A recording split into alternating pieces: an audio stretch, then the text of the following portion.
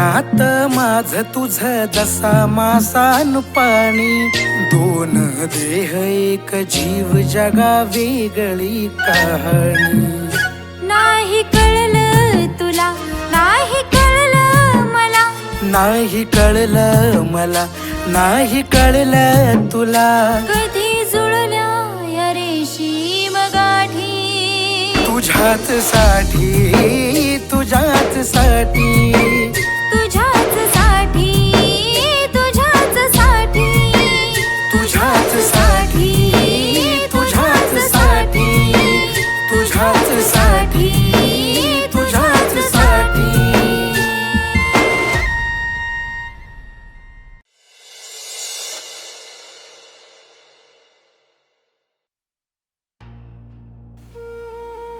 मी एवढी सुंदर का आहे? माझ्या आयुष्यात येणारा प्रत्येक माणूस फक्त माझ्या सौंदर्याच्या मागे आहे. माझं सौंदर्यच माझ्यासाठी शाप ठरतंय का?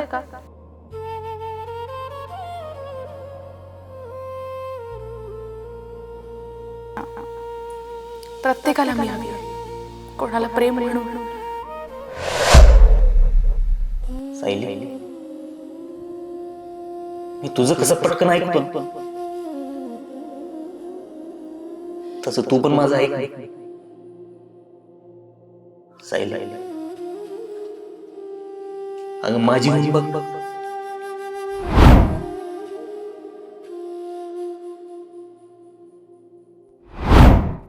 मला तू जगणं काय असतं हे शिकवलं.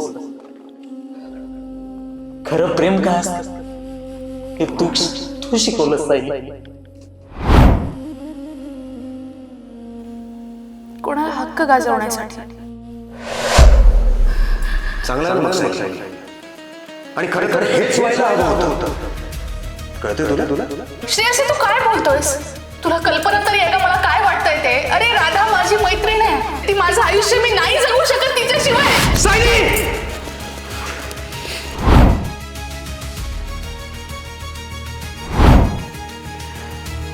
अगं प्रेम करतो मी तुझ्यावर, आणि हे सगळं जे काही करतोय ना ते आपल्या भविष्यासाठी करतोय. आणि तूच माझ्यापासून अशी लांब गेलीस तर माझं कामाकडे कसं लक्ष राहील मला सांग. सायली,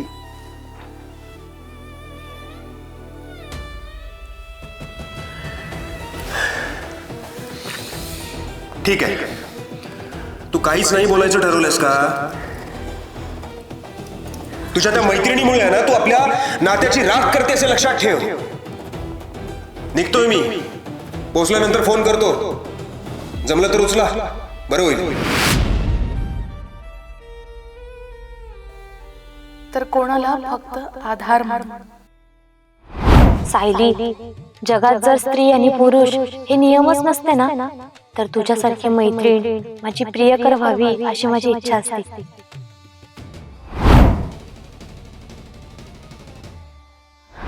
आणि हे बघ, मी वचन देते तुला, जगात कोणी तुझ्यासोबत असो नाही तर नसो, पण ही राधा तुझ्यासोबत कायम असेल. पण सायलीला नक्की काय हवंय कोणालाच कसं कळत नाहीये. श्रेयसची मारहाण सहन करू की दीपकच्या जुन्या प्रेमात वाहून जाऊ, की राधाच्या त्या शब्दात स्वतःला हरवून घेऊ? काय करू?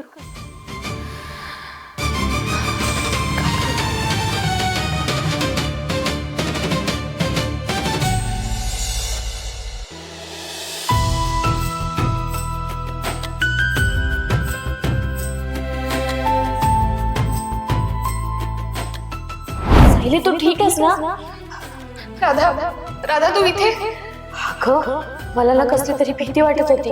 अचानक अस्वस्थ झाल्यासारखं झालं, जणू की तुझ्यावर काही संकटच येत आहे. म्हणून मी स्वतःला रोखू नाही शकले, मी लगेच इकडे आले पळत.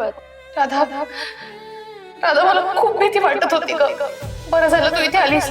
मला मला कधीच सोडून जाऊ नको राधा, प्लीज. सायली, मी तुला सोडून कुठेही जाणार नाही. तू घाबरू नको, मी कायम तुझ्या सोबत आहे. मी तुझ्या सोबतच राहील.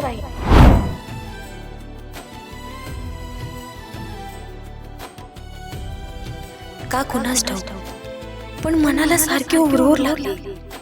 सायली ठीक तर असेल ना? श्रेयस गावाला गेलाय, ती घरी एकटीच आहे.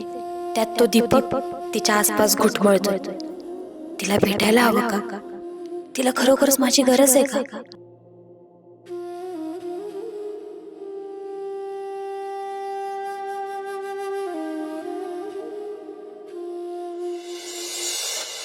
दीपक, माझं पूर्ण ऐकून घे.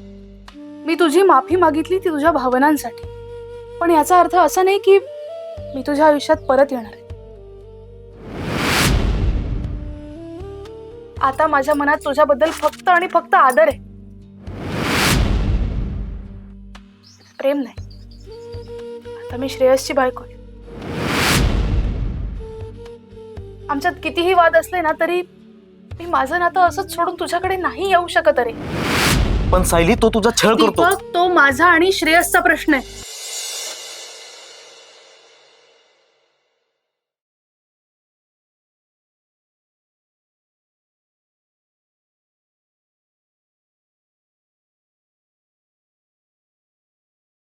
तुझ्याच साठी, तुझ्याच साठी.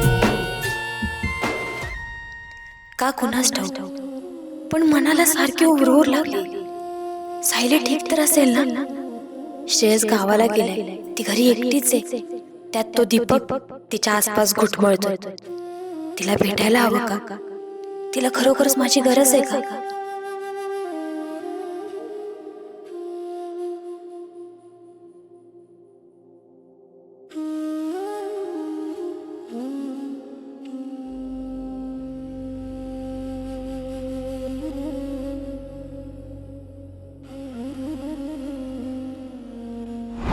मी कायम तुझ्या सोबत. काय चाललंय हे सायली? शरम वाटली पाहिजे तुला. माझा श्रेयस 2 दिवस घराबाहेर काय केला? तू हे चाळी सुरू केलेस.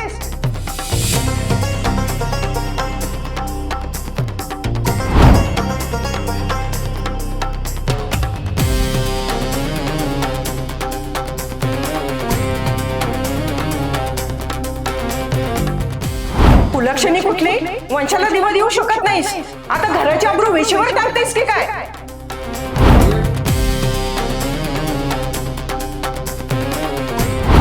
अगं, माझ्या श्रेयस पासून तुला लेकरू होत नाही म्हणून आता या पोरीसोबत गाठी बांधायला लागलीस की काय तू?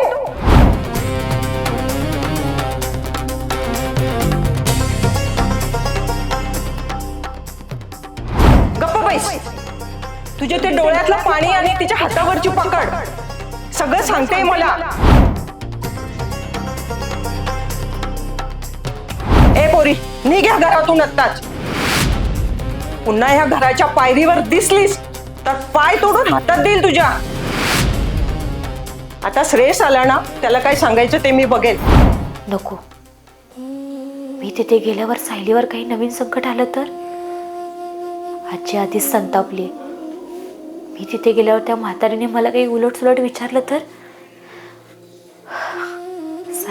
सायलीचं जगणं कठीण होईल. देवा, सायलीची रक्षा कर. माझ्यामुळे तिला त्रास नको व्हायला. आजीचे ते हक्क आणि टोमणे सहन करायची ताकद दे तिला. पण ती सुरक्षित तर असेल ना? माझं प्रेम तिच्यासाठी आधार ठरण्याऐवजी ओझं तर होत नाही ना?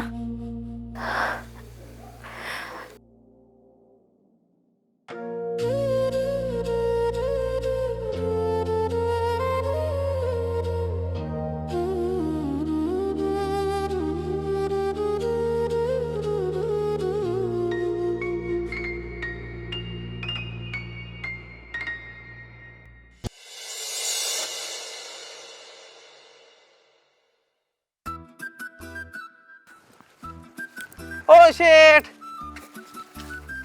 आईला शेठ. अरे आहेत का इकडं? अरे काय शेठ, मी सगळ्या गावात फिरलो. आईला काय चेहऱ्यावर नूर रे. काय झालं मग रात्री? जॅकपॉट लागलं नाही? बरं, सायली विनी काय बोलले ते सांगा. रात भर एकदम सन्नाटा था. खिलाया फिर आपने और अपने प्यार का बादाम। अहो सांगा की शेठ. अहो मी नुसतं विचारत होतो रात्र कशी गेली ती, एवढं काय रागानं पाहता.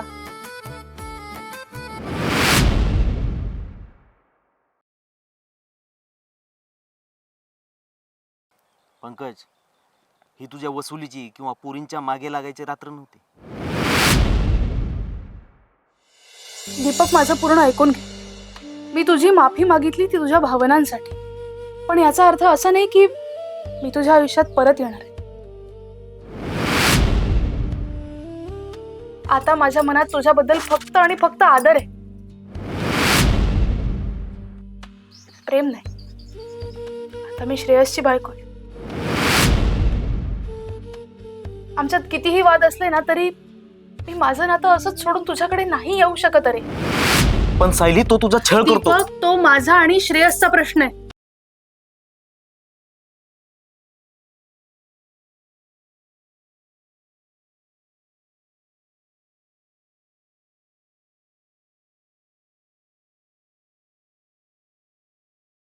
तुझ्याच साठी, तुझ्याच साठी. पंकज, ही तुझ्या वसुलीची किंवा पोरींच्या मागे लागायची रात्र नव्हती. तुला वाटलं असेल काल मी तिच्यासोबत चाळे केली असती, त्या बिचारीवर जबरदस्ती केली असेल. नाही शेठ, तुम्हीच बोलला होतात ना की जुनी शिटिंग लावतो म्हणून. अरे गाढवांनो, प्रेम म्हणजे फक्त शरीर मिळवणं नसतं. तुम्हाला प्रेमाची व्याख्या तरी माहिती आहे का?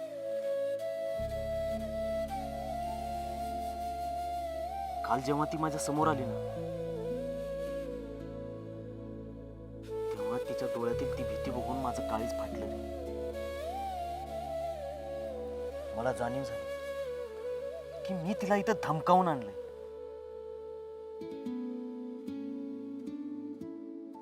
अरे अरे, हे प्रेम नाहीये, तर हा गुन्हा आहे. भाई, तो फिर आपने क्या किया? मी रडलो तिच्यासमोर. मी तिला सांगितलं की माझं आजही तिच्यावर तेवढंच प्रेम आहे जसं पहिलं होतं. मी तिला सन्मानानं विचारलं की ती माझ्यासोबत येईल का, आणि हो, तिला हात न लावता मी सन्मानानं तिला घरी पाठवलं. अरे प्रेम म्हणजे समोरच्याला स्वतःच्या तालावर नाचवणं नसतं, तर तिच्या डोळ्यात स्वतःबद्दल विश्वास निर्माण करणं असतं. सॉरी शेठ, मला म्हटलं तुम्ही फक्त तिला मजा करण्यासाठी बोलवलं. मजा करायला बाजार असतो रे पंकज, घर नाही. सायली माझ्यासाठी फक्त प्रेम नाही, तर ती माझ्यासाठी इज्जत आहे. इज्जत. अरे काल रात्री मी तिला मिळवलं नाही, पण तिचा विश्वास मी नक्कीच कमावलाय. आणि तुला सांगू का, मला माहिती आहे आज ना उद्या ती स्वतःहून माझ्याकडे येईल. कारण तिला कळलंय की या जगात तिच्यावर निस्वार्थ प्रेम करणारा एकच माणूस आहे, तो म्हणजे मी.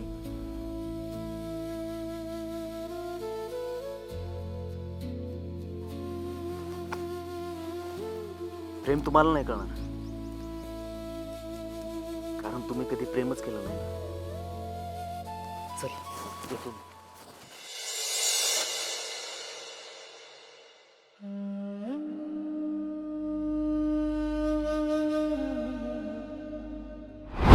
हे बघ दीपक, मी आता आलीये. तू प्लीज ते फोटोज आणि व्हिडिओज डिलीट करशील ना. हे बघ, तुला हवं ते कर, पण श्रेयस यायच्या आत मला घरी सोड प्लीज.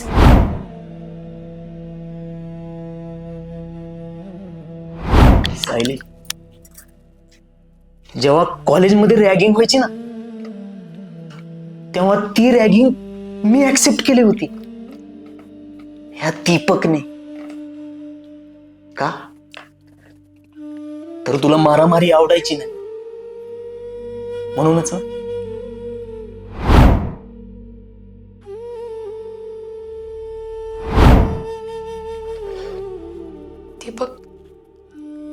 वेळेनुसार माणसाला बदलावं लागतं रे, मग ते प्रेम का असे ना. आणि जेव्हा एक बाप त्याच्या मुलीकडून अचानकपणे वचन घेतो ना, तेव्हा ते वचन पूर्ण करणं हेच तिचं कर्तव्य असतं.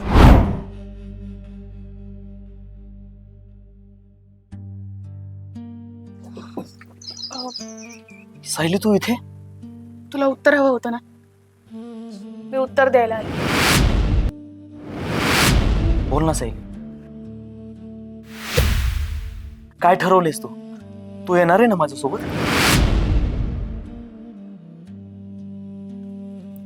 दीपक, आधी तर मला तुझी माफी मागायची आहे. तू काल माझ्यासाठी जे रडलायस आणि तुझं जुनं प्रेम व्यक्त केलंयस ना, त्याबद्दल माझ्या मनात तुझ्यासाठी खूप आदर आहे. कोणत्याही व्यक्तीच्या मनात कोणाबद्दल इतकी वर्ष प्रेम असणं ही खूप मोठी गोष्ट आहे. आणि यासाठी सॉरी की मी तुझ्या भावना समजू नाही शकले. म्हणजे तुझा होकार आहे? दीपक, माझं पूर्ण ऐकून घे. मी तुझी माफी मागितली ती तुझ्या भावनांसाठी, पण याचा अर्थ असा नाही की मी तुझ्या आयुष्यात परत येणार आहे. आता माझ्या मनात तुझ्याबद्दल फक्त आणि फक्त आदर आहे, प्रेम नाही. आता मी श्रेयसची बायको आहे. आमच्यात कितीही वाद असले ना तरी मी माझं नातं असंच सोडून तुझ्याकडे नाही येऊ शकत. अरे पण सायली, तो तुझा छळ करतो. दीपक, तो माझा आणि श्रेयसचा प्रश्न आहे. आता मी स्वतःसाठी लढायला शिकलीये. मला कोणाच्याही आधाराची गरज नाही. तू आतापर्यंत माझ्यासाठी जे काही केलंस त्यासाठी खरंच तुझा आभार, पण इथून पुढे माझ्या वाट्याला येऊ नकोस.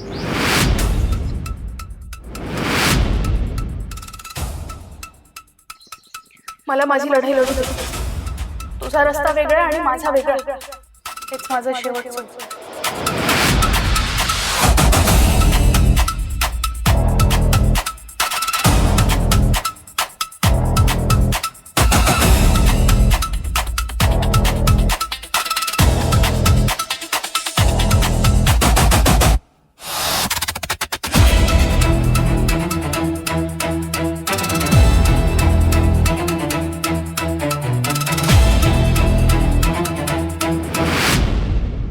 काय शेट, वहिनीने डायरेक्ट नकार दिला हो तोंडावर.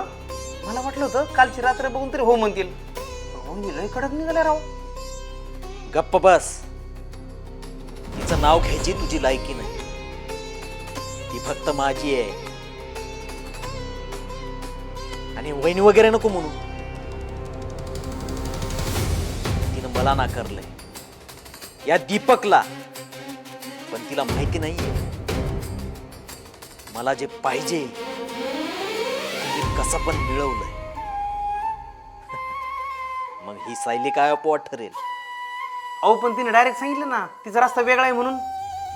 रस्ता वेगळा आहे ना, मग रस्ताच असा वळण घेईल की तिला माझ्याच दारात यावं लागेल.